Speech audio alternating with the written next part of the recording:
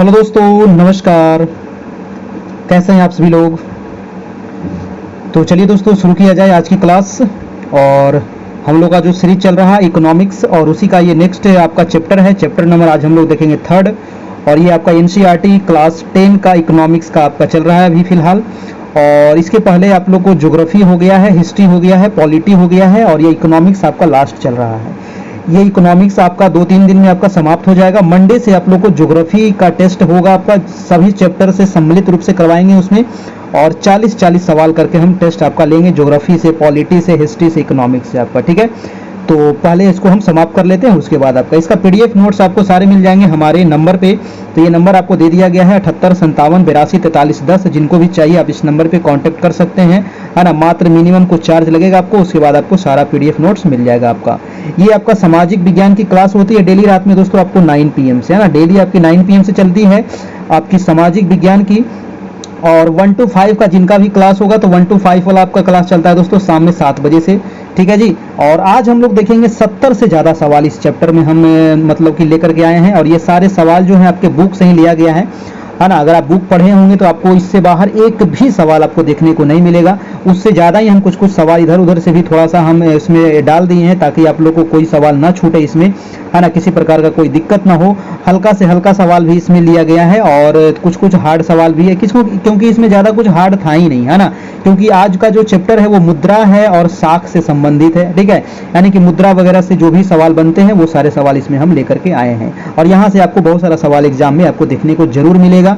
तो जिस अनुसार से आप लोग को चैप्टर वाइज करवाया गया है, बस एक बार आप पीडीएफ ले लीजिएगा, और पीडीएफ को भी पढ़ लेते हैं तो आपके लिए काफ़ी है दोस्तों। तो आज हम लोग देखते हैं चैप्टर नंबर 3rd है आपका, मुद्रा और शाख, और इसी से आपको एग्जाम में सवाल पूछे जा सकते हैं। ज़्यादा सवाल आप लोग को 9-10 से ही रहेगा, है ना। 80% जो सवाल रहेगा वो 9-10 से ही रहेगा। और देखिए डिफिकल्टी लेवल यहाँ पर बोला गया है कि इंटर लेवल, ग्रेजुएट लेवल का हो सकता है। ठीक है, क्वेश्चन घुमा करके पूछने का जो तरीका है ना। सिलेबस आपका में 9-10 ही है, लेकिन जो घुमा करके पूछेगा आपको थोड़ा सा क्वेश्चन का डिफिकल्ट रहेगा, वो थोड़ा सा अपर लेवल का रह सकता है आपका। इकोनॉमिक्स में भी तो ऐसे थोड़ा सा कुछ ज़्यादा है नहीं। ये व्हाट्सएप नंबर है जहां आपको मिल जाएगा, और यही नंबर हमारा फ़ोन पे, गूगल पे भी है। तो मात्र 251 इसमें चार्ज है। जिनको भी चाहिए पीडीएफ तो फटाफट इस पर आप फ़ोन पे, गूगल पे करके आप अपना ले सकते हैं। और जो भी आपका सब्जेक्ट हो, चाहे आपका ज्योग्राफी हो, है ना, या फिर हिस्ट्री हो, या पॉलिटी हो, इकोनॉमिक्स हो, 6 से लेकर के 10 क्लास तक आप लोगों को पूरा करवाया गया है ना। पूरा चैप्टर वाइज करवाया गया है। इसके अलावा चैप्टर वाइज के अलावा भी अभी तो 1 महीना समय आपके पास है, ज़्यादा समय नहीं बचा। 1 महीना भी अब नहीं बचा है आपके पास, मात्र अभी 25 दिन टाइम है ना। 25 दिन टाइम है दोस्तों, जिसमें हम पूरा टेस्ट अभी आपका लेने वाले हैं। और भी अभी आपका टेस्ट होगा ज्योग्राफी का, हिस्ट्री का, 40-40 सवाल का, क्योंकि अब तो कोई 2 ही सब्जेक्ट से आपको बनाना है एग्जाम में, है ना। जो भी 2 सब्जेक्ट आपका होगा वो आपको मिल जाएगा जी। तो चलिए शुरू करते हैं आज का पहला सवाल। सभी लोग आ जाइए जल्दी से, 9 बज गई है। 9 बजे से आपकी डेली टेस्ट होती है ना। वीडियो को एक बार लाइक कर दीजिएगा, अपने दोस्तों को शेयर भी कर देना है। तो चलिए आज का पहला सवाल है, और मैं जितने भी सवाल है ना इसके नीचे ही मैं आंसर दे दिया हूँ, ताकि आप लोग को इसको पढ़ने में, याद करने में काफ़ी ज़्यादा सहूलियत होगी। तो आप इसको लेकर के याद कर सकते हैं। जितना भी है आपका हिस्ट्री, ज्योग्राफी, पॉलिटी, इकोनॉमिक्स सब आपको मिल जाएगा। चलिए जी, तो आज का पहला सवाल का जवाब आप लोग दीजिएगा, है ना। पहला सवाल आपके स्क्रीन पे आ गया है कि वर्तमान में कागज के पैसे के अलावा किस रूप में धन का उपयोग बढ़ता जा रहा है। देखिए वर्तमान समय में कागज का तो हम लोग उपयोग करते ही हैं। जैसे 10 का नोट है आपके पास, 20 का है, 50 का है, 100 का है, 200 का है, 500 का है। अब 2000 वाला तो बंद हो गया आपका, है ना। तो ये जो नोट है दोस्तों, ये नोट का उपयोग, इसके अलावे कौन सा हम लोग उपयोग करते हैं, तो इसके अलावे दोस्तों हम लोग प्लास्टिक मनी का उपयोग करते हैं। धातु मनी थोड़ी उपयोग करते हैं, पैसे नहीं उपयोग करते हैं, है ना। हम लोग प्लास्टिक मनी, जैसे कि आपके पास एटीएम है ना, तो एटीएम जाते हैं, खट से अपना पिन डालते हैं, निकल जाता है पैसा आपका, है ना, कोई दिक्कत नहीं है। या फिर आप दोस्तों ऑनलाइन ट्रांसफर भी करते हैं, फोन पे, गूगल पे, जैसे आप हमको पैसा पेमेंट करते हैं ना 251 रुपया, और आपको सारा पीडीएफ नोट्स मिल जाता है घर बैठे ही, आपको कहीं जाने की आवश्यकता नहीं है। आप इसको निकलवा भी सकते हैं अपने साइबर कैफे से, कहीं से भी निकलवा सकते हैं इसको, क्योंकि बहुत सारे लोग निकलवा के पढ़ रहे हैं, तो कुछ लोग ऐसे ही पढ़ रहे हैं। आप निकलवा के भी पढ़ सकते हैं जैसे, लेकिन निकलवाने में है कि खर्च आपको आ जाएगा ज़्यादा, है कि नहीं। लेकिन जिसको जैसा अच्छा लगता है कर सकते हैं आपका। चलिए दूसरा नंबर सवाल देखते हैं जी। दूसरा नंबर सवाल है कि सहकारी समितियां इनमें से किसके लिए ऋण प्रदान करती है। देखिए जो सहकारी समितियां होती है तो ये ऋण देती है, वो किसके लिए ऋण देगी दोस्तों, व्यापार के लिए देगी, उद्योग के लिए देगी, कृषि के लिए देगी, या फिर इनमें से सभी के लिए देगी। तो अधिकतर लोग क्या करेंगे, इनमें से सभी मार देंगे, और भैया आप 100% गलत हो जाएंगे। इनमें से जो दिया जाएगा वो कृषि के लिए ऋण देगी आपका, है ना। आंसर हो जाएगा आपका, आंसर नंबर आपका सी हो जाएगा। नेक्स्ट सवाल है आपका सवाल नंबर 3 फटाफट हम आप लोग अपना जवाब देते चलना है, क्योंकि दोस्तों यहाँ पर बहुत सारा सवाल है ना, 70 से ज़्यादा सवाल हम लेकर के आए हैं, है ना। तो आप लोग को जितना जल्दी हो सके 40 से 50 मिनट में हम पूरा क्लियर यहाँ पर कर देंगे। प्रश्न है कि किसान द्वारा उधार की अदायगी इनमें से किस पर निर्भर करता है, बताइए।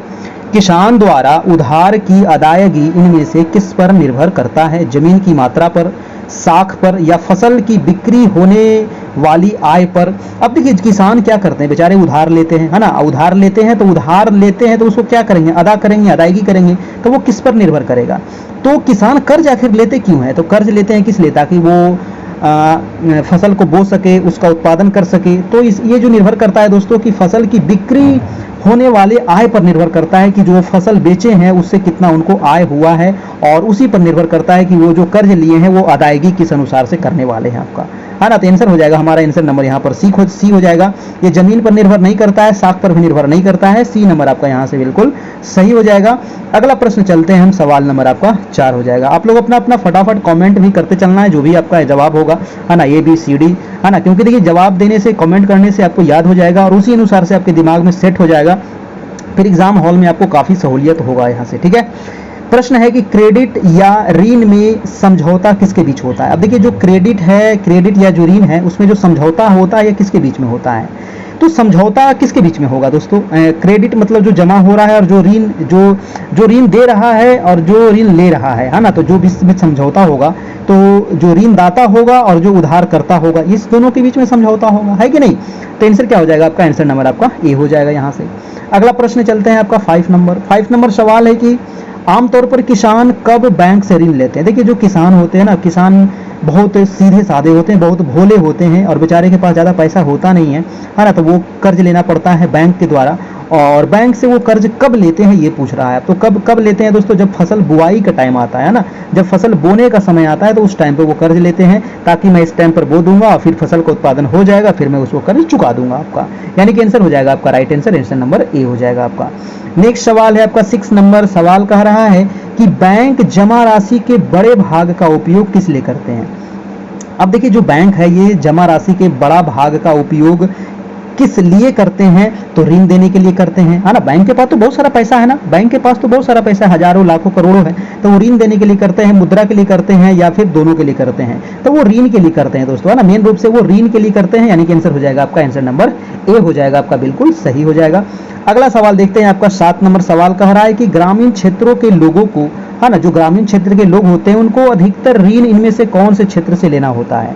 अब देखिए गांव के लोग जो होते हैं दोस्तों, उनको बैंकों के बारे में ज्यादा जानकारी होता नहीं है ना, बैंकों के बारे में थोड़ा कम जानकारी होता है, नहीं उनका खाता होता है, नहीं कुछ और होता है, ठीक है। तो वो दोस्तों किस प्रकार का वो ऋण लेते हैं, तो वो औपचारिक ऋण तो ले नहीं पाएंगे, क्योंकि औपचारिक ऋण कहाँ मिलेगा, तो औपचारिक ऋण बैंक से मिलेगा आपका, है ना। लेकिन वो किस प्रकार का लेते हैं, तो अनौपचारिक ऋण लेते हैं। आपका आंसर हो जाएगा, आपका आंसर नंबर बी हो जाएगा दोस्तों, ज्यादा है सही आपका, ठीक है। अगला यहाँ पर देखिए मैं थोड़ा सा इसके बारे में नोट कर दिया हूँ, आप इसको थोड़ा सा देख भी सकते हैं। चलिए हम चलते हैं नेक्स्ट सवाल पे। आपका नेक्स्ट सवाल है आपका कि सिक्कों के प्रयोग से पहले, है ना, सिक्कों के प्रयोग से पहले निम्न में से कौन सी वस्तु का मुद्रा के रूप में प्रयोग होता था। देखिए जब स्टार्टिंग में दोस्तों, है ना, प्राचीन समय में जब सिक्के नहीं थे तो वहां पर उस समय भी तो लोग सामान खरीदते थे, उस समय भी तो खाने की चीजें खरीदते होंगे, तो वो कैसे खरीदते थे, तो वस्तु विनिमय होता था ना। आप कोई वस्तु दिए तो आपको दूसरा वस्तु उसके बदले आपको मिल जाता था, तो उसको कहा जाता था दोस्तों अनाज से विनिमय हो जाता था। जैसे आपने धान दिया, है ना, आपने धान दिया तो आपको क्या मिल जाता था, आपको गेहूं मिल गया, आपने गेहूं दिया तो आपको चना मिल गया, है ना, चना दिया तो आपको सरसों मिल गया, है ना, इस प्रकार से होता था, है ना, उसको वस्तु विनिमय कहा जाता था आपका। नेक्स्ट सवाल है आपका 9 नंबर की विनिमय का माध्यम किसे कहा जाता है। अब देखिए विनिमय, है ना, विनिमय का माध्यम क्या है आपका, विनिमय आपका किस चीज से करते हैं, तो विनिमय बिना मुद्रा के आप कर सकते हैं, खरीद बिक्री, है ना। विनिमय मतलब क्या होता है, खरीद बिक्री, आयात निर्यात, तो किससे करिएगा आप दोस्तों, मुद्रा से करिएगा। आंसर हो जाएगा आपका, आंसर नंबर ए हो जाएगा। अगला सवाल है आपका 10 नंबर सवाल है कि किस प्रकार के ऋणों की ब्याज दर कम होती है। अब देखिए किस प्रकार का जो ऋण होगा, है ना, जो ऋण होगा उसका ब्याज दर कम होगा। हम किसी से ऋण लेते हैं या कर्ज लेते हैं तो उसको उसका ब्याज भी देना पड़ता है, तो ब्याज दर कम काहे होगा भाई, कब किस पर होगा, तो अनौपचारिक जो ऋण होता है ना, जो अनौपचारिक ऋण होता है उस पर ब्याज दर थोड़ा सा कम लगता है। यानी कि आंसर हो जाएगा आपका, आंसर नंबर ए यहाँ से हो जाएगा। अगला सवाल है आपका सवाल नंबर 11 नंबर की धनी परिवारों के लिए साख का कौन सा मुख्य स्रोत है। अब देखिए जो धनी परिवार है ना, जो धनी परिवार है दोस्तों, इनके साख का जो मुख्य स्रोत है ये क्या है? अब ऑप्शन देख लेते हैं। ऑप्शन दिया गया है आपका कि अनौपचारिक, औपचारिक, अनौपचारिक, औपचारिक दोनों। आपका देखिए, दो धनी लोग हैं, धनी लोग हैं यानी कि जो पढ़े लिखे लोग हैं। जो पढ़े लिखे लोग हैं दोस्तों, तो उनका काफी पहुंच होता है, बैंक में सब जगह काफी पहुंच होता है, तो वो औपचारिक ऋण लेते हैं आपका। ठीक है, वो औपचारिक हो जाएगा आपका, है ना, आंसर हो जाएगा आपका, आंसर नंबर बी हो जाएगा। लेकिन जो ग्रामीण क्षेत्र के लोग हैं, जो किसान है, वो अनौपचारिक हो जाएगा आपका। ठीक है ना, जो धनी है वो हो जाएगा औपचारिक। बस ये थोड़ा सा अंतर है। अगला सवाल देखना है, सवाल नंबर हो जाएगा आपका 12 नंबर। प्रश्न कह रहा है कि भारत में करेंसी नोटों को कौन जारी करता है? जी हाँ दोस्तों, हमारे भारत में दोस्तों नोटों को जारी करने का जो अधिकार है दोस्तों, वो है हमारे आरबीआई, है ना, RBI, reserve bank of India. Reserve bank India की स्थापना कब होती है? तो 1935 में होती है इसकी स्थापना दोस्तों, याद रखना। इसका मुख्यालय यानी कि हेड क्वार्टर कहाँ है जी?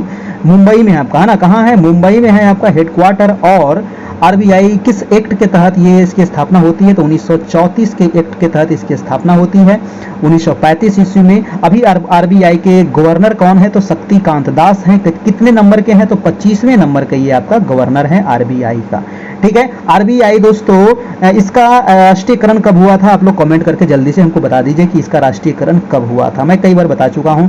चलिए अगला सवाल देखते हैं, सवाल नंबर है 13 नंबर है कि धन के आधुनिक रूप क्या है? अब देखिए, धन, है ना, जो धन है, रुपया पैसा है, धन है, तो उसका आधुनिक रूप क्या है? मुद्रा है, प्लास्टिक मनी है, या फिर डिमांड डिपॉजिट है, या फिर इनमें से सभी है? देखिए, डिमांड डिपॉजिट है या फिर मुद्रा है, ये तो बहुत दिनों से भी चल रहा है। लेकिन जो प्लास्टिक मनी है ना, ये आधुनिक समय में ज्यादा उपयोग में हो रहा है ना। प्लास्टिक मनी का उपयोग, प्लास्टिक मनी से भी नया दोस्तों अभी जो चल रहा है ना, मतलब कि ये जो ऑनलाइन ट्रांसफर वाला, है ना, आप जिसे हमको ट्रांसफर कर दिए, हम बाजार जाते हैं, कुछ भी लेना रहता है, ऑनलाइन ट्रांसफर कर देते हैं, फोन पे कर देते हैं, है ना, स्कैन करते हैं, सीधा पैसा भेज देते हैं, है ना। आजकल देखिए, लोग अपने पास पैसा लेकर के ज़्यादा चलते नहीं है ना। आपके मोबाइल में पैसा है, आप कहीं भी कुछ भी खरीदना हो ऑनलाइन ट्रांसफर कर दीजिए, है ना, कोई टिकट कटाना हो ऑनलाइन ट्रांसफर कर दीजिए, ये सारे हो जाएंगे। तो यहाँ पर जो आंसर हो जाएगा वो प्लास्टिक मनी हो जाएगा आपका, ऑप्शन नंबर बी हो जाएगा आपका। अगला सवाल है दोस्तों आपका 14 नंबर कि रिजर्व बैंक किसकी तरफ से नोटों को जारी करता है? देखिए, रिजर्व बैंक जो नोट जारी करता है दोस्तों, ये केंद्र सरकार की तरफ से करेगा, है ना। राज्य सरकार इसमें कोई योगदान नहीं है, कंपनी नहीं होगा, सभी नहीं होगा। आंसर क्या हो जाएगा आपका? केंद्र सरकार आपका। ठीक है जी, आंसर क्या हो जाएगा? केंद्र सरकार। अगला है, देखिए, अगर एक चीज बताइएगा कि 1 रुपया का जो नोट होता है वो कौन जारी करता है, ये बताइएगा। 1 रुपया का जो नोट होता है दोस्तों, इस पर हस्ताक्षर किसका होता है? जल्दी से बताइएगा कमेंट करके। प्रश्न है आपका 15 नंबर की भारत में मुद्रा जारी कौन करता है? तो ये तो सवाल मैंने अभी बता दिया, भारत के जो मुद्रा जारी करेगा वो रिजर्व बैंक ऑफ इंडिया करेगा आपका, है ना। ऑप्शन नंबर आपका डी हो जाएगा, बिल्कुल सही जवाब। नेक्स्ट सवाल है आपका 16 नंबर की चेक कहां से बनवाए जाते हैं? देखिए, आपके पास चेक होगा, है ना, बैंक हमको चेक देता है। जब आप खाता खोलाइएगा बैंक में, तो वहां से दोस्तों आपको चेक मिलेगा, और उस चेक के द्वारा आप किसी को भी मतलब उसमें अपना भर करके दे सकते हैं, और वहां जाकर के आप वो निकाल लेगा आपका चेक से, है ना, आपके अकाउंट से फिर पैसा कट जाएगा। तो चेक जो होता है दोस्तों, ये आपको बैंक से मिलता है आपका, है ना। कहाँ से मिलता है? बैंक से मिलता है। ऐसा नहीं कि मार्केट में नहीं मिलता है आपका, बैंक से ही मिलेगा, जिस बैंक में आपका खाता होगा। अगला प्रश्न है आपका 17 नंबर कि नगद की बजाय भुगतान का अन्य साधन क्या है? अब देखिए, नगद के बजाय, है ना, नगद के बजाय कह रहा है कि भुगतान का अन्य साधन तो बहुत सारा है ना, अन्य साधन बहुत सारा है। अन्य साधन में आप देखिए, ड्राफ्ट कर देते हैं किसी को, डिमांड ड्राफ्ट करते हैं ना जी, चेक के द्वारा भी आप पैसा दे सकते हैं, या फिर पे ऑर्डर के भी द्वारा दे सकते हैं। इनमें से सभी हो जाएगा आपका, है ना। नगद, जैसे नगद रुपया हम आपको दे दिए 100 रुपया, तो नगद हो गया आपका। लेकिन जैसे हम ऑनलाइन पेमेंट कर दिए तो क्या हो गया आपका? पे ऑर्डर हो गया आपका, है ना कि नहीं। चलिए, इनमें से सभी हो जाएगा आपका। अगला सवाल देखिएगा आपका 18 नंबर सवाल कह रहा है कि ऋण को औपचारिक स्रोतों के कामकाज की निगरानी कौन करता है? देखिए, ऋण के औपचारिक जो स्रोत है, इसके कामकाज की निगरानी कौन करेगा? निगरानी करना भी बहुत जरूरी है ना। जो ऋण दिए हैं तो इसका निगरानी कौन करेगा? तो निगरानी करता है आरबीआई, है ना। आरबीआई का ही निगरानी करना काम है ना, रिजर्व बैंक ऑफ इंडिया का ही काम है। ठीक है, भारत का केंद्रीय बैंक कौन सा है? तो आरबीआई ही। भारत का सेंट्रल बैंक कौन सा है? तो आरबीआई ही है। ठीक है, अगला प्रश्न देखिए आपका 19 नंबर कह रहा है कि निम्नलिखित में से कौन धन का आधुनिक रूप नहीं है? अब देखिए, धन का आधुनिक रूप कह रहा है, कौन सा नहीं है भैया? तो ऑप्शन देखेंगे तो पता चल जाएगा, है ना। ऑप्शन कह रहा है कागज के नोट तो आधुनिक में हम लोग उपयोग कर रहे हैं, डिमांड डिपॉजिट भी कर रहे हैं। चांदी का सिक्का का उपयोग करते हैं? नहीं, चांदी का सिक्का का उपयोग करिएगा तब तो फिर जिसको दीजिएगा तो मालामाल हो जाएगा, है कि नहीं। तो इसका उपयोग हम लोग नहीं करते हैं, है ना। इसका उपयोग बस हम लोग लक्ष्मी पूजा में करते हैं। ऑप्शन नंबर आपका सी हो जाएगा। अगला सवाल देखिएगा, सवाल नंबर हो जाएगा आपका 20 नंबर। 20 नंबर सवाल है कि समपार्श्विक की कमी की समस्या को दूर करने के लिए उधारकर्ताओं की सहायता कौन करता है? अब देखिए, समपार्श्विक की कमी की समस्या को दूर करने के लिए दोस्तों उधारकर्ताओं की जो सहायता करता है वो करता है SHG, है ना। SHG यानी कि स्वयं सहायता समूह आपका, ठीक है, स्वयं सहायता समूह करता है। अगला प्रश्न देखिएगा 21 नंबर के, ऋण के औपचारिक स्रोत की पहचान कीजिए। अब देखिए, जो ऋण है इसके औपचारिक स्रोत का कौन कौन होगा? औपचारिक होता है, एक अनौपचारिक होता है। औपचारिक मतलब कि जो गवर्नमेंट से संबंधित हो आपका, है ना, जो सरकारी चीजें हो। तो औपचारिक हो जाएगा साहूकार, सरकारी चीजें नहीं, व्यापारी भी सहकारी नहीं है, जमींदार भी गलत है। ये आपका आंसर क्या हो जाएगा? ए नंबर, सहकारी समितियां दोस्तों, ठीक है। आंसर क्या हो जाएगा आपका? ए नंबर, ये औपचारिक स्रोत होता है आपका ऋण लेने का। नेक्स्ट प्रश्न है आपका दोस्तों 22 नंबर की, निम्नलिखित में बांग्लादेश के ग्रामीण बैंक से कर्ज लेने वाले अधिकांश कौन है? देखिए, बांग्लादेश का जो ग्रामीण बैंक है ये कौन सा ग्रामीण बैंक है? आप जल्दी से कमेंट करके हमको बता दीजिएगा। बांग्लादेश में जो ग्रामीण बैंक है दोस्तों, क्योंकि देखिए हर एक देश में ग्रामीण बैंक होता है, तो ये बांग्लादेश में जो ग्रामीण बैंक है यहाँ जो अधिकांश कर्ज लेती है तो यहाँ की महिलाएं लेती है दोस्तों, है ना। यहाँ की महिलाएं वहां से बहुत ज्यादा कर्ज लेती है। ऑप्शन हो जाएगा बी नंबर आपका, बांग्लादेश वाला। नेक्स्ट सवाल है आपका दोस्तों, सवाल नंबर 23 नंबर की, बैंक ऋण नहीं देते हैं। अब देखिए, बैंक जो है वो किस प्रकार का ऋण नहीं देता है ये पूछ रहा है आपका। छोटे किसान को, देखिए छोटे किसान को तो ऋण दे सकता है, बैंक ऋण नहीं देते हैं। तो छोटे किसान को, हाशिए के किसानों को, उद्योगों को, उचित पार्श्विक और देखिए ये सवाल पूछ रहा है ना कि बैंक जो ऋण देते हैं नहीं देते हैं, बैंक ऋण क्यों कब नहीं देते हैं, है ना, ये कह रहा है दोस्तों। क्वेश्चन पूछने का थोड़ा सा यहाँ पर और लिखना चाहिए था कि बैंक जो ऋण क्यों नहीं देते हैं, है ना। क्योंकि अगर आपके पास उचित, आपके पास कागजात नहीं होगा, दस्तावेज नहीं होगा तो बैंक ऋण देगा आपको? नहीं देगा ना। आपके पास प्रूफ ना होना चाहिए तभी आपको ऋण दे सकता है, यानी कि आंसर हो जाएगा आपका डी नंबर, ठीक है। अगला सवाल देखिएगा 24 नंबर, कह रहा है निम्नलिखित में से साख के औपचारिक साधनों में नहीं होते हैं। अब देखिए, साख के औपचारिक साधन में कौन सा नहीं होगा? बैंक है, सहकारी समिति है, कर्मचारी है, उपयुक्त में से कोई नहीं है। इसमें औपचारिक साधनों में नहीं होता है तो दोस्तों इसमें नियोक्ता नहीं होता है आपका, ठीक है। इसमें नियोक्ता का कोई उपयोग नहीं है, आंसर हो जाएगा आपका सी नंबर, यानी कि कर्मचारी इसमें, यानी कि नियोक्ता का इसमें कोई उपयोग नहीं है आपका। अगला सवाल है आपका 25 नंबर की, भारत में विनिमय माध्यम के रूप में कौन सी करेंसी का प्रयोग किया जाता है? अब देखिए, विनिमय माध्यम के रूप में हम लोग विनिमय जो करते हैं, क्रय विक्रय करते हैं, तो कौन से करेंसी का उपयोग करते हैं? सोचने वाली बात है, हम लोग रुपया का उपयोग करते हैं ना। तो कुछ कुछ चीज जो है ना, आपके प्रेजेंट ऑफ माइंड आपको लगाना है और आपको जवाब देते चल जाना है ना। चलिए 26 नंबर देखिएगा सवाल। प्रश्न कह रहा है कि मुद्रा को विनिमय का माध्यम कहा जाता है, क्यों? मुद्रा जो है विनिमय का माध्यम है, बिना मुद्रा के आप खरीद बिक्री नहीं कर सकते हैं, है ना।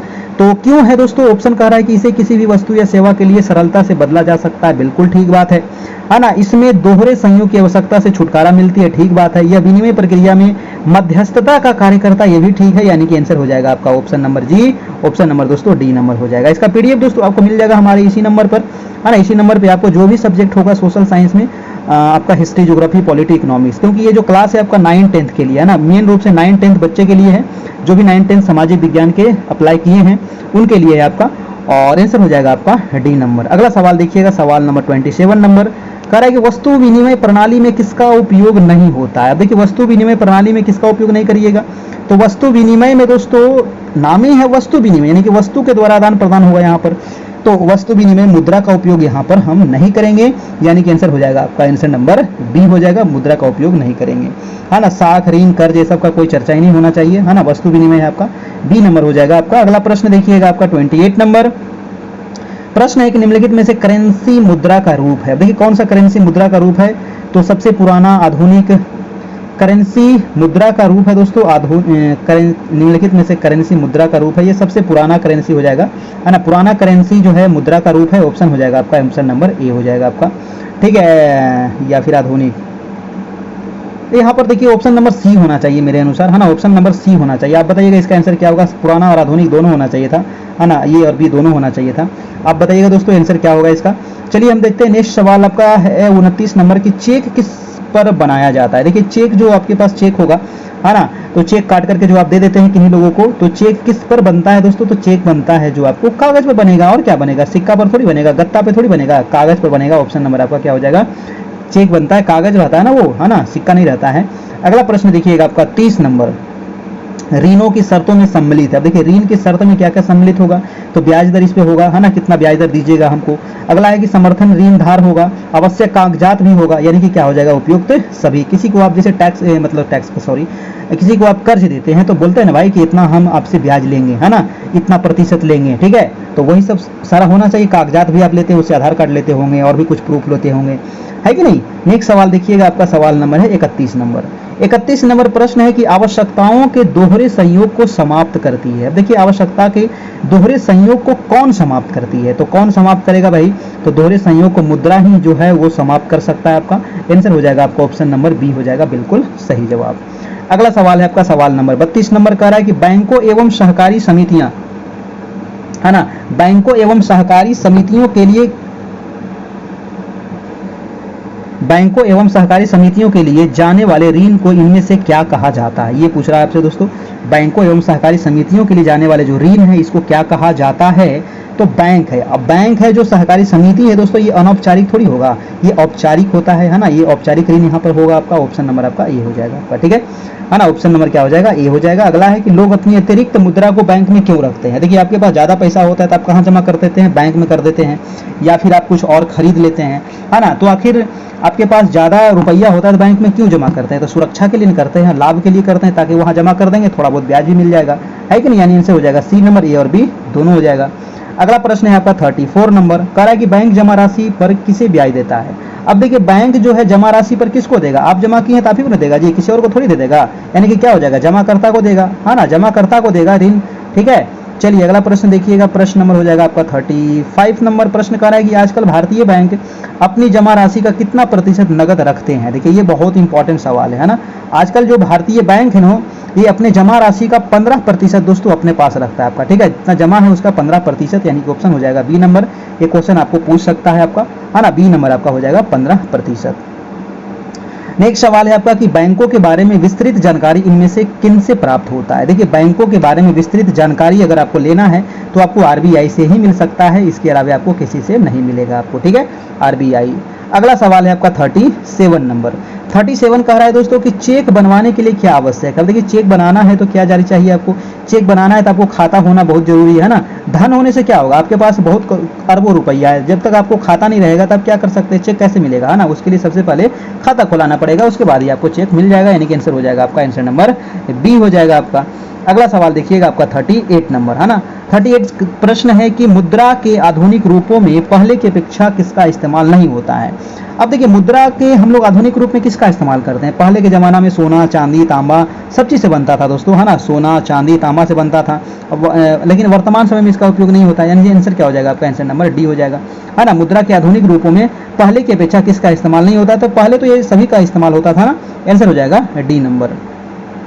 आधुनिक समय में इसका इस्तेमाल नहीं होता है। अगला प्रश्न है आपका 39 नंबर, कह रहा है कि मुद्रा का आधुनिक रूप में धातु का कौन सा चलन है। देखिए मुद्रा का आधुनिक रूप जो है, धातु जो होता है दोस्तों, ये आपका जो होता है ये सिक्के का धातु, सिक्के का ये रहता है आपका, है ना, सिक्के का चलन है अभी वर्तमान में, है ना। वर्तमान में क्या है, साख नहीं है, सिक्के हो जाएगा, करेंसी नोट नहीं। आंसर क्या हो जाएगा आपका, धातु का कौन सा चलन है दोस्तों, तो धातु सिक्का ना होता है धातु से आपका। और ये किस चीज से बनता है ये भी बताइएगा आप लोग, है ना। ये जो सिक्का रहता है दोस्तों, जो सिक्का आप उपयोग कर रहे हैं ये किस चीज का बना होता है ना। अब तो सोना चांदी का सिक्का होता नहीं है, तो किस चीज का होता है ये आपको कमेंट करके बताना है। प्रश्न है कि आधुनिक समय में ग्रामीण क्षेत्रों में ऋण का कौन सा नया प्रचलन शुरू हुआ है। देखिए बहुत अच्छा सवाल है कि ग्रामीण क्षेत्र में दोस्तों ऋण का जो प्रचलन शुरू हुआ है वो कौन सा नया प्रचलन है। ऑप्शन है सहायता समूह, सहायता संगठन, एनजीओ। देखिए वर्तमान समय में ग्रामीण जो लोग हैं उनको तो ज़्यादा नॉलेज होता नहीं है, तो जो सहायता समूह होते हैं उनसे वो कर्ज ले लेते हैं, जो संगठन है उससे ले लेते हैं, कुछ एनजीओ है वो भी कर्ज दे सकती है, इनसे हो जाएगा आपका डी नंबर आपका। अगला सवाल देखिएगा आपका सवाल नंबर 41 नंबर, कह रहा है कि हमारे रोजाना के जीवन में किसका बहुत उपयोग होता है दोस्तों। देखिए हमारे रोजाना के जीवन में बिना मुद्रा का दोस्तों कोई काम ही नहीं हो सकता, है ना। बिना मुद्रा का कोई काम ही नहीं हो सकता है। आप एक डेग नहीं हिल सकते हैं, है ना।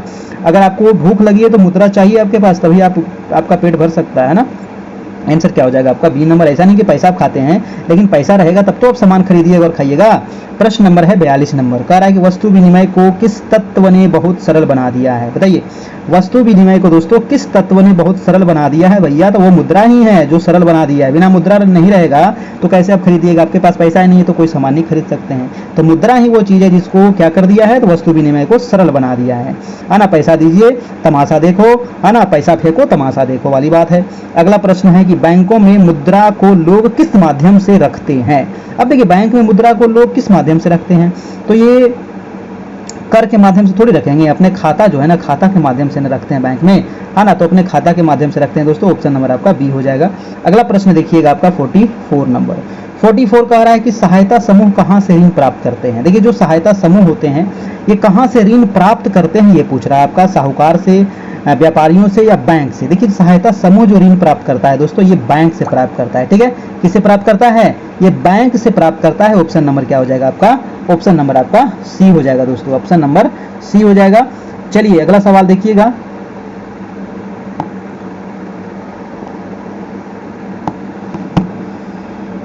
नेक्स्ट सवाल देखते हैं आपका 45 नंबर। 45 सवाल कह रहा है कि उन लोगों को क्या कहा जाता है जो बैंक से कर्ज लेते हैं। अब देखिए, आप बैंक से कर्ज लीजिएगा तो आपको कर्जदार कहा जाएगा, है कि नहीं, क्या कहा जाएगा, कर्जदार कहा जाएगा। यानी कि ऑप्शन क्या हो जाएगा आपको, ऑप्शन नंबर बी हो जाएगा, है ना। नेक्स्ट सवाल देखते हैं आपका, सवाल नंबर 46 नंबर। 46 नंबर सवाल है कि प्राचीन काल में मुद्रा के कौन से अतिरिक्त रूपों का प्रयोग होता था। देखिए, प्राचीन काल की बात कर रहा है तो मुद्रा में कौन सा अतिरिक्त रूप का प्रयोग होता था दोस्तों, तो उस समय हम लोग अनाज का भी प्रयोग करते थे प्राचीन समय में, है ना, पशु का भी प्रयोग कर लिया जाता था, वस्तु का भी प्रयोग करते थे। यानी कि क्या हो जाएगा, इनमें से सभी का प्रयोग करते थे दोस्तों प्राचीन काल में आपका विनिमय के लिए, है ना। चलिए, तो आंसर हो जाएगा आपका डी नंबर। नेक्स्ट सवाल देखिएगा, सवाल नंबर होगा आपका 47 नंबर। और देखिए, वीडियो अच्छा लग रहा है ना तो प्लीज मेरे भाई बहन एक बार लाइक तो कर दीजिएगा सभी लोग, है ना, एक बार प्लीज लाइक कर दीजिए सभी लोग वीडियो को, और अपने अपने दोस्तों को शेयर कर दीजिएगा। ठीक है, अपने अपने दोस्तों को शेयर कर देना है। पीडीएफ चाहिए तो आपको पीडीएफ मिल जाएगा, है ना। जो भी आपका सब्जेक्ट होगा, जैसे कि आपका ज्योग्राफी है, हिस्ट्री है, पॉलिटी है, इकोनॉमिक्स है, सभी का आपको मिल जाएगा, है ना। एनसीईआरटी, एससीईआरटी बेस्ड आपको यहाँ पर सारे मटेरियल मिल जाएंगे। और दोस्तों, ये जो मिलेगा आपको ऑब्जेक्टिव फॉर्म में मिलेगा, है ना, ऑब्जेक्टिव मिलेगा। ठीक है, ऑब्जेक्टिव, क्योंकि अब सब्जेक्टिव पढ़ने का ज़्यादा समय नहीं बचा है, अब को ऑब्जेक्टिव क्वेश्चन मिलेगा जो आपको एग्जाम में डायरेक्ट यहाँ से लड़ेगा आपका। प्रश्न है कि ऋण की शर्त किस पर निर्भर करती है। बताइए, ऋण की जो शर्त है दोस्तों ये किस पर निर्भर करेगी, तो उधारदाता की प्रकृति पर, नहीं, करदाता की प्रकृति पर निर्भर करती है आपका, है ना। ऑप्शन नंबर क्या हो जाएगा आपका, बी नंबर हो जाएगा, करदाता की प्रकृति पर। अगला सवाल देखना है आपका 48 नंबर की बैंक की आय का प्रमुख साधन क्या है। अब देखिए, बैंक जो है उसका आय का प्रमुख साधन क्या है जी, तो बैंक की आय का जो प्रमुख साधन है वो ऋण ब्याज ही है आपका, है ना। जो ऋण ब्याज उसको मिल रहा है वही दोस्तों उसका मेन रूप से क्या है, तो आय का साधन है आपका। ऑप्शन हो जाएगा ए नंबर। अगला प्रश्न है आपका 49 नंबर, कह रहा है कि ऐसी संपत्ति को क्या कहते हैं जिसका मालिक कर्जदार होता है। बताइए, अब कर्जदार जो मालिक होगा, अब कर्जदार को भी अब मालिक कर रहे हैं, है ना। ऐसी संपत्ति को क्या कहते हैं जिसका मालिक कौन होगा, कर्जदार होगा। इसको कहेंगे ऋणाधार, यानी कि वो ऋणाधार व्यक्ति है ना, वो कर्ज में डूबा हुआ व्यक्ति है, उसको समर्थक ऋणाधार कहेंगे आपका। ऑप्शन नंबर आपका ए हो जाएगा आपका। अगला प्रश्न है दोस्तों आपका 55 नंबर की, हर कोई किस रूप में भुगतान लेना पसंद करता है। देखिए, हर कोई जो भुगतान लेना पसंद करता है दोस्तों वो आपको मुद्रा के रूप में लेना पसंद करता है। जैसे कि आप मार्केट में जाइएगा, अगर आपके पास पैसा नहीं है ना, तभी आप ऑनलाइन पेमेंट करते हैं। अगर पैसा है तो कहेगा कि भाई साहब अगर पैसा है तो दे दीजिए, क्योंकि ज़्यादा लोग मुद्रा को लेना पसंद करते हैं आपका। अगला प्रश्न देखिएगा आपका, प्रश्न नंबर 51 नंबर दोस्तों। 51 नंबर सवाल है आपका कि मुद्रा के माध्यम से विनिमय प्रणाली को क्या कहा जाता है। देखिए, मुद्रा के माध्यम से विनिमय प्रणाली को क्या कहेंगे। मुद्रा के माध्यम से कह रहा है, वस्तु के माध्यम से नहीं कह रहा है, मुद्रा के माध्यम से कह रहा है, तो उसको कहेंगे मुद्रा विनिमय प्रणाली। अगर वस्तु के माध्यम से रहता तो वस्तु विनिमय प्रणाली हो जाता, है कि नहीं। आंसर क्या हो जाएगा आपका, आंसर नंबर ए हो जाएगा। अगला सवाल है आपका 52 नंबर, कह रहा है कि लोग मुद्रा को निक्षेप में कहाँ रखते हैं। बताइए, लोग मुद्रा को निक्षेप में कहाँ रखते हैं। अब निक्षेप मतलब क्या होता है, जमाव। तो लोग मुद्रा को जमा करने के रूप में बैंक में रखेंगे, है ना। निक्षेप का मतलब जैसे ज्योग्राफी में पढ़ा है ना, निक्षेप करना मतलब क्या होता है, जमाव करना, है ना, जमा करना। तो निक्षेप के रूप में रखते हैं दोस्तों, बैंक में रखते हैं। ऑप्शन नंबर बी हो जाएगा। अगला प्रश्न देखिएगा आपका 53 नंबर। प्रश्न है कि ग्रामीण क्षेत्रों में साख की मुख्य मांग किसके लिए होता है। अब देखिए ग्रामीण क्षेत्रों में साख की जो मुख्य मांग होती है दोस्तों वो किसके लिए होता है? विवाह के लिए, फसल उगाने के लिए। देखिए विवाह के लिए ज़्यादा नहीं होता है, लेकिन मुख्य जो मांग होता है वो फसल उगाने के लिए ही होता है और जो किसानों के द्वारा लिया जाता है। आंसर हो जाएगा आपका बी नंबर। अगला सवाल है आपका 54 नंबर, कह रहा है कि जमा धन को मांग के जरिए निकालना क्या कहलाता है? अब देखिए जो जमा धन है ना, उसको मांग के जरिए जो निकालते हैं उसको क्या कहते हैं? उसको कहते हैं दोस्तों जमा मांग, है ना। उसको क्या कहा जाता है? उसको जमा मांग कहा जाता है। ऑप्शन क्या हो जाएगा आपका? ऑप्शन नंबर ए हो जाएगा आपका बिल्कुल सही जवाब। ठीक है जी। चलिए अगला प्रश्न है आपका 55 नंबर। 55 नंबर सवाल कह रहा है कि क्षेत्रीय ग्रामीण बैंकों को स्थापित किया गया था। बहुत इंपॉर्टेंट सवाल है, बताइए भारत का जो क्षेत्रीय ग्रामीण बैंक है ना, भारत का जो क्षेत्रीय ग्रामीण बैंक है दोस्तों, इसकी स्थापना कब हुई थी? इसको स्थापित कब किया गया था? तो ये हुआ था 1975 में आपका, ठीक है, 1975 में। ऑप्शन नंबर आपका ए हो जाएगा। और अगर पूछे कि नाबार्ड की स्थापना कब हुई थी, NABARD, नाबार्ड की स्थापना कब हुई थी? तो 1982 में हुई थी नाबार्ड की स्थापना आपका। अगला प्रश्न है 56 नंबर दोस्तों, कि भारत का केंद्रीय बैंक कौन है? तो भाई साहब ये तो मैंने आपको बहुत बार बता दिया कि भारत का जो केंद्रीय बैंक है वो है आपका कौन सा?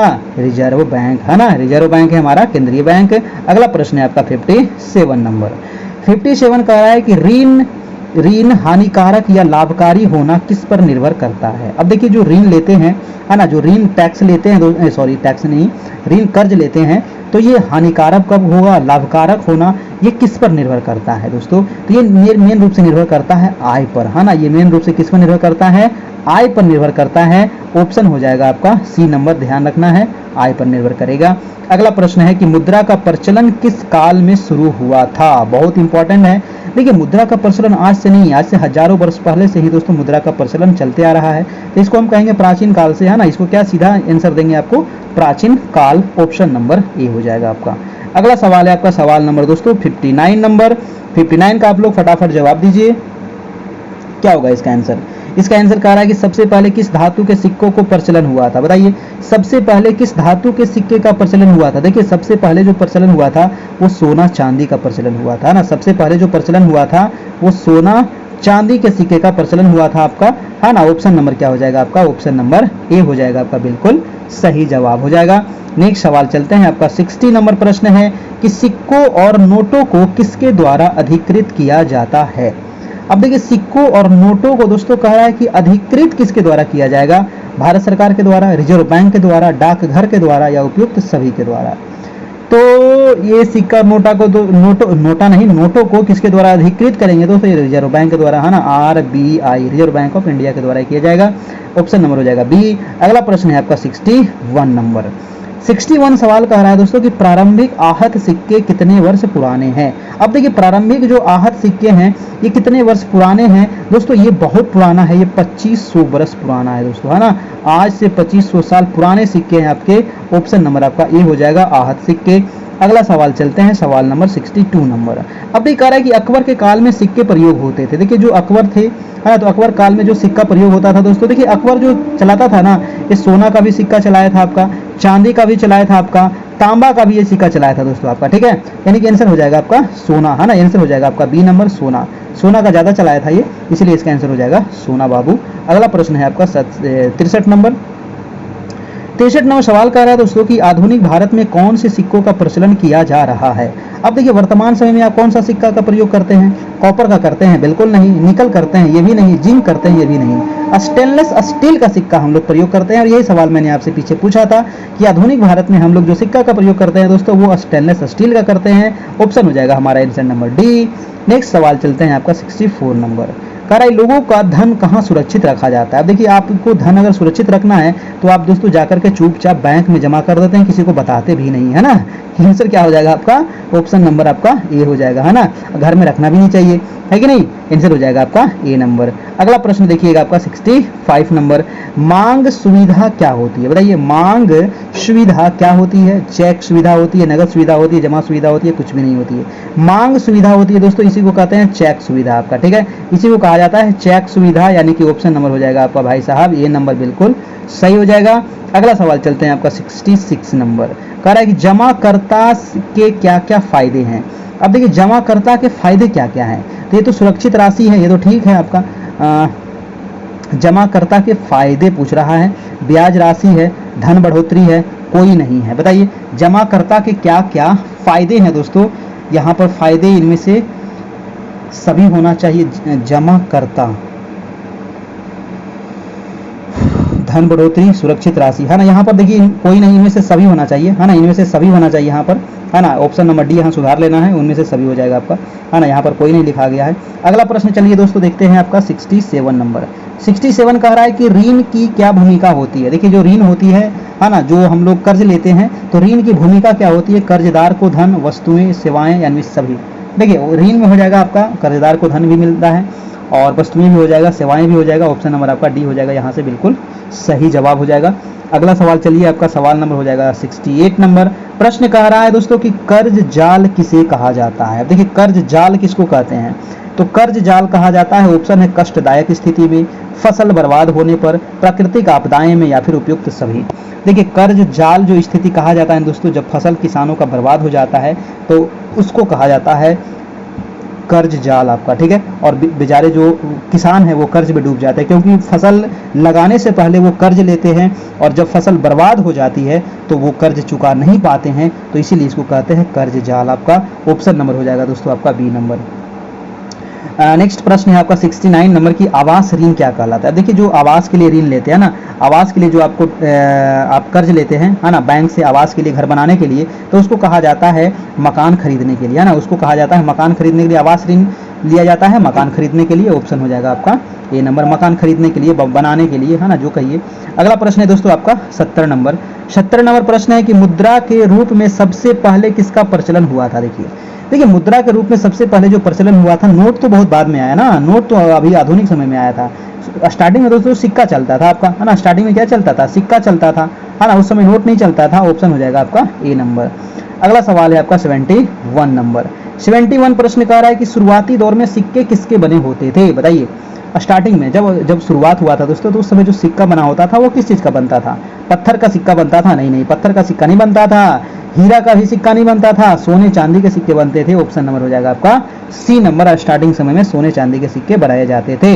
अगला प्रश्न है दोस्तों आपका 72 नंबर कि महंगी धातुओं से बने सिक्कों का प्रचलन क्यों बंद होने लगा था। अब देखिए महंगी धातु का अगर आप अभी वर्तमान में सोना चांदी तांबा का अगर सिक्का चलता दोस्तों, तो लोग क्या करते, देख रहे हैं ना आजकल सोना कितना ज़्यादा महंगा हो गया, 60-70 हज़ार रुपये 10 ग्राम का हो गया दाम दोस्तों। और तो आंसर इसका क्या हो जाएगा, जो बताइए आप। महंगी धातु अधिक महंगी होने लगी, बिल्कुल सही बात है। धीरे धीरे कागज के नोटों ने सिक्के का जगह ले लिया, ये भी ठीक है। साधारण धातुओं का प्रयोग होने लगा, ये भी ठीक है। यानी कि आंसर क्या हो जाएगा आपका, उपयुक्त सभी हो जाएगा, इनमें से सभी हो जाएगा। नेक्स्ट सवाल चलते हैं दोस्तों। नेक्स्ट सवाल है आपका 73 नंबर। और देखिए वीडियो को अभी तक आप लोग लाइक नहीं किए हैं, है ना। बहुत सारे लोग लाइक नहीं किए हैं, बहुत सारे लोग बहुत ढीठ होते हैं ना, बहुत ढीठ होते हैं, कोई बात नहीं है ना। आप शिक्षक बनिए, अच्छी बात है, आप शिक्षक बनिए, लेकिन एक सबसे पहले नागरिक बनिए, है ना। एक सफल नागरिक बनिए, उसके बाद शिक्षक बनिए तो ज़्यादा अच्छा रहेगा। इसका आंसर क्या होगा, जो बता दीजिए। कह रहा है कि नगद का इस्तेमाल किए बिना, है ना, नगद का इस्तेमाल किए बिना सीधा भुगतान कैसे संभव है। सीधा भुगतान आप कैसे करिएगा, चेक के द्वारा करिएगा, है ना। नगद आप नहीं दे रहे हैं लेकिन चेक के द्वारा कर सकते हैं भुगतान, कोई दिक्कत नहीं है। क्रेडिट द्वारा करिएगा, कोई दिक्कत नहीं है। पेटीएम के द्वारा करिएगा, कोई दिक्कत नहीं है।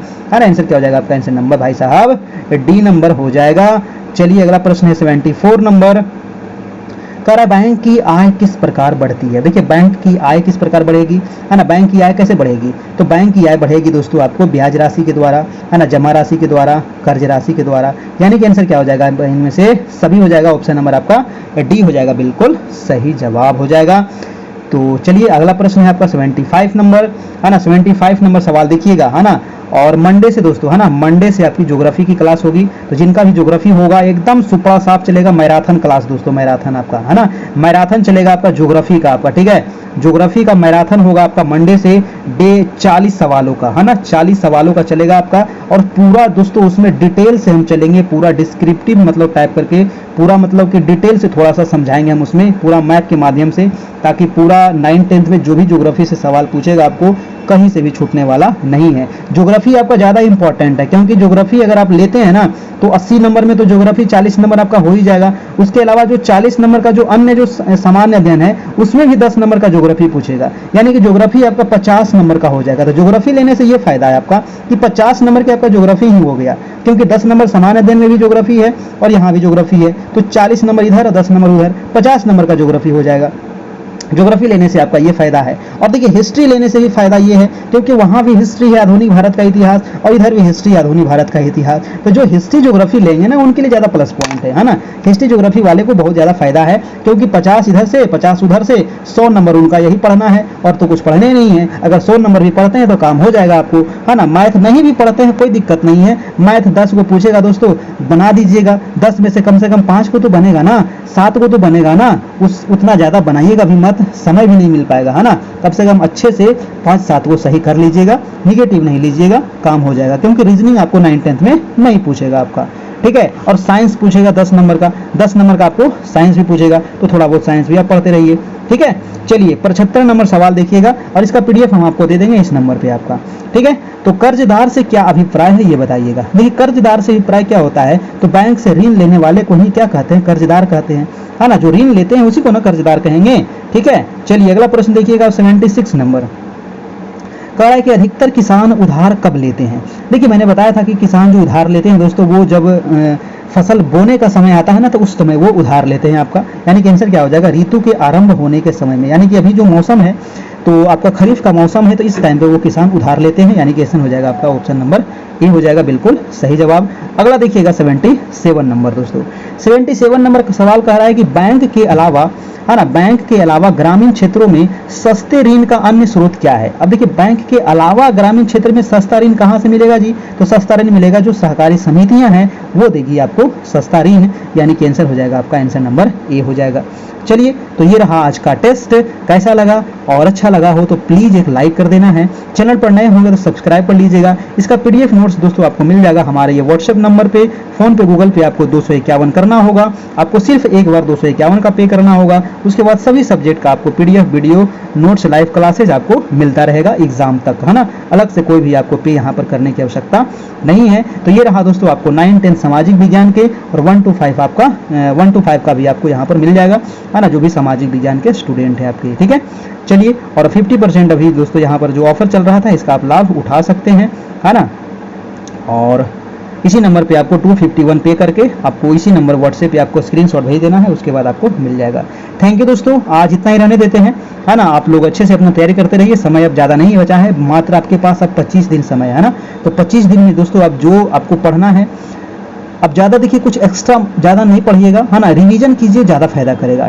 क्वेश्चन अधिक से अधिक क्वेश्चन को अटेंड कीजिए, वो ज़्यादा फायदा करेगा आपको, है ना। क्वेश्चन को याद करने का प्रयास कीजिए, अटेंड कीजिए, है ना, ये ज़्यादा फायदा करेगा। नया नया चीज़ पढ़ते जाइएगा, कंफ्यूजन बढ़ते जाएगा, ठीक है। बहुत नया चीज़ पढ़ लिए, अब रिवीजन करिए, है ना। जितना ज़्यादा से ज़्यादा रिवीजन करिए, 1 बार 2 बार 3 बार, एक किताब को आप 10 बार पढ़िएगा ना वो ज़्यादा फायदा करेगा। 10 किताब को एक बार मत पढ़िए, कंफ्यूजन होगा आपको। बार बार कहते हैं कि एक किताब को आप उठाइए और 10 बार पढ़ जाइए, पूरा याद कर जाइए, है ना। बहुत सारा 70 से 80% क्वेश्चन आपको लड़ जाएगा। लेकिन आदमी करते क्या है, लोग करते क्या है, मार्केट जाएंगे, ये प्रकाशन वो प्रकाशन वो प्रकाशन, 10 प्रकार के प्रकाशन खरीद लिए और पढ़े कुछ नहीं, थोड़ा इसमें पढ़े, थोड़ा इसमें पढ़े, थोड़ा इसमें पढ़े, और फिर एग्जाम में कंफ्यूजन हो जाएगा, लगेगा हम कुछ पढ़े ही नहीं है, सारा हमारा बाकी ही रह गया, ठीक है। तो ऐसा नहीं करना है, ठीक है। एक ही किताब को पढ़िए लेकिन अच्छा से पढ़िए, तो वो ज़्यादा आपको फायदा करेगा। कोई भी किताब आप पढ़िए, है ना, वो अच्छा से पढ़िए। हर एक किताब में देखिए 1-2% गलती रहेगा ही, है ना। हर एक किताब में आपको मिलेगा 1% गलती, ठीक है। तो उसको नेगलेक्ट करके चलिए। 99% तो सही चीज़ें हैं ना जी,